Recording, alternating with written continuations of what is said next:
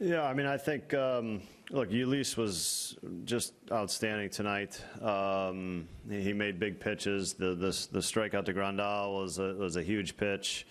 And he's, the last, let's see, 4 times we've given him the ball, it's just been a big-time performance each and every time. So, our guys that we're giving the ball to at the start of the game, they're doing a heck of a job, man, and they're setting the tone really for games. They're putting us in a good position. They're putting us in a very advantageous position to use our guys in the bullpen, and then that's going to lead to wins. On the second row, Mark. What's your game 4 starter going to be? Gio Gonzalez. And Barry. Just a question on that. When you guys make decisions on your starting pitching, does it come in a group form? Is it you and your pitching coach? How do you guys in your organization do this?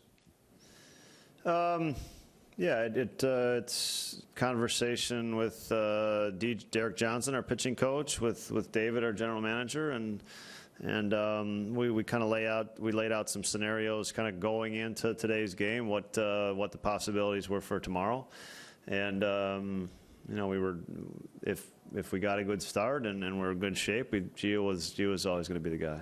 And the fourth row, Tim. When you go up by 4 in the 7th, was there any thought to trying to stay away from Jeffress or Hader tonight? Yeah, I think, there certainly was a thought. I think really it's at some point the other team's pretty good and you respect their hitters in the other team, and I thought getting Peterson and Muncy out of the game and for pinch hitters with Josh was a good way to get outs. Josh did limited work tonight.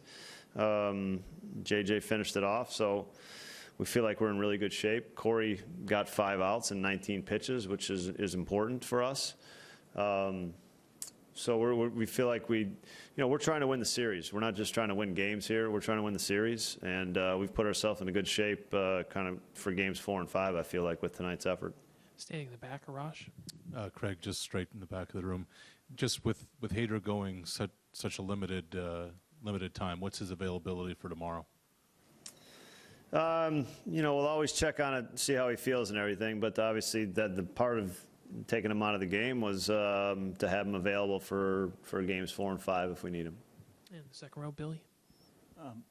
Craig, what was when you came out to talk to the umpires after Machado's first slide into second, what was that? Yeah, it was just I wanted to see what Jim saw on the slide there. Sometimes I think particularly on that play, you can get some the umpire can kind of let you know what he sees in the play, and that can kind of guide you as to whether what the guys in New York will think as well. A big thing was that he said Orlando didn't try to make a throw on that play, and that is a factor in whether they will they will consider an illegal slide if the guy doesn't attempt to finish the double play. So did that conversation inform your decision the next time? Well, the next time he did try to complete it. We made a throw to first, and Machado was past the bag on the slide, and so we checked it immediately, and our guys in the replay room did a nice job being aggressive with the call. And see in the fourth row, Trent. Did you consider Hader for the 9th as well, even though it was a 4-run lead? And yeah, for sure. I mean, that's the debate. That's the debate for sure. And we got Jeremy Jeffers, who's been an all-star this year and pitched huge moments for us during the season. We got a 4-run lead. I trust him to get those outs. It was the 9th inning was entertaining, but they didn't score. A couple last ones. David, on your right.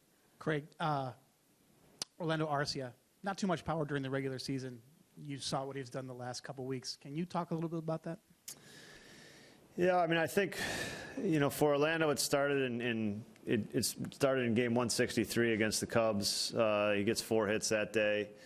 And Orlando's, always been a guy that, you want to put a moment on him, put pressure on him, put a big moment on him, put the spotlight on him. He loves it.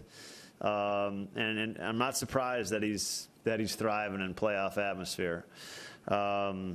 He has this this love for this love, and really he's wired the right way for this kind of baseball. So, the home runs are probably surprising. The fact that he's playing at a really high level throughout the playoffs, not surprising. I'll take a last quick one from Joe before Craig's players come on. I ask about Orlando also. He was optioned twice this year. I was just wondering what you guys wanted him to learn from that experience, and just if you can talk about his journey from then to now. Yeah, I mean, I think for Orlando, the consistency is what he's after. But, like I said, the big game performances, we knew they were in there. His defense has meant so much to our pitching staff, and that's been consistent no matter how the offense has gone. The defense has been elite and really special. But we're searching for consistency always, and just being a tough out every single day. And really since his recall and basically August 1st, he's been a tough out and been that consistent guy. Siempre le he dicho, los peloteros van a tener altas y bajas, no solo yo, sino cualquiera. Y las cosas no me estaban saliendo al principio, me bajaron. Fui a AAA a trabajar, a reconocer los picheos rompientes, y aquí estoy haciendo mi trabajo. Gracias a Dios me están saliendo las cosas. I've always said that every player's going to have up and downs, and this year was definitely a lot of downs for me, and things weren't going my way, so they sent me down, and I was able to work some stuff, recognize pitches, especially breaking balls, and now we're do my adjustments, and things have been working better, and now we're up here in the playoffs. And Mark, to your left, guys. Jhoulys, how important was your slider tonight, and also staying out of the fastball counts for the most part that they like, and getting, when you got in them, you were able to get strikes on sliders and other pitches. How important was all that tonight for you? Well, my slider always been important for me, man. I think today, I know my slider was good. I get more out with the slider, but I think my fastball command was the pitch who make my slider better and make my slider don't only see my slider. So I remember the game I got here, 2 months ago. That was my problem. I didn't have a fastball command. I was getting behind the counts a lot, and have to come in, to the play a lot. So today I spot my fastball well, and then just make a good pitch with my slider, and then you have to go for it, and make chase when I have to. So I think that was the key. In the fourth row, Trent. It's for Babe Arcia. The 2 plays slides into second base from Machado. Did you feel that there was anything, dirty about those 2 slides? En las dos jugadas en segunda con Machado tirándose, ¿sentiste que fueron slide malos? No, la primera no, pero la segunda, cuando él se deslizó, trató de agarrarme la rodilla, y fue cuando le hice seña al umpire que me había agarrado, y gracias a Dios se dieron cuenta en el dogado también los muchachos de la cámara y pidieron el replay. On the first one, I didn't think there was anything wrong. On the second one, I definitely felt him coming a little more, and then he tried grabbing. He grabbed my knee towards the end. That's when I kind of turned around and said something to the umpire, and I looked over to the dugout, and thankfully in the dugout they noticed, and the guys inside on the video room noticed too, and they were able to challenge it. To your right, guys, David. I'm going to ask this one to Jhoulys in Spanish. Jhoulys, los últimos 4 juegos, momentos apremiantes, juegos importantes, y tú con comando total. ¿Puedes hablar un poco de eso y específicamente del día de hoy? En español. Sí, ok. Bueno, sí, creo que mis últimos 4 juegos han sido como de playoff, y creo que lo que más me ayuda es mi enfoque. No importa si se me va a ser bateador o rebota 0-0 o 10-0, no importa. Creo que mi enfoque ha sido siempre consistente, tratar de mantener mi picheo bajito y lanzarlo por strike. Creo que cada vez que lanzo por strike, mis picheos, sobre todo mis rectas, es lo que hace mis otros picheos mejores, y creo que esa ha sido la clave. Lanzar strike, tratar de mantenerme arriba de la cuenta de los bateadores, y nada, después sacarlo de agua con mi slider. And to your left, guys, Mark. Jhoulys, what's it like to prepare for a start, knowing that no matter how well you pitch, you probably aren't going to go 7 innings. They're going to take you out because of your bullpen. That happens throughout baseball now. How different is that from maybe when you came up and you would prepare for going 8 or 9 innings? How different is the preparation? Well, I really don't change my preparation. I always try to think that I'm going to pitch as long as I can, or as long as Counsell want me to pitch. And in playoff, you go hitter by hitter. It doesn't matter. You don't think about the fifth or the sixth. You go sign the first guy, in the first inning, and try to make pitches. And that's been my mindset the last 4 or 5 games. I've been more like playoff games than my 4 or 5 games, and just. Like I said, just go hitter by hitter, try to make pitches, and keep my team on the game, and giving my team a chance to win the game. So that's all I've been doing, and they've been doing the job. It doesn't matter who's the hero. One game is gonna be Orlando, the other day gonna be Brown, the other game gonna be the Bullpen. So it doesn't matter who will do the job, unless we do the job and win the game. That's all that cares. Take a few more right up front here. You just touched on it, but I mean, your 2 playoff games, you've pitched incredibly well. I mean, you can pretend like it's a playoff game, but the way you played through these first 2 games, I mean, how have you been able to kind of compose yourself and pitch this well? Well, I've been waiting for this opportunity for almost 10 years, and I'm really grateful that I had a chance to pitch in the playoff, and just want to do my job. I just want to, go out and giving my team a chance to win the game. It doesn't matter how many innings I pitch. Just go out, have fun, and try to enjoy. And maybe that's why I got having good results, the first 2 games.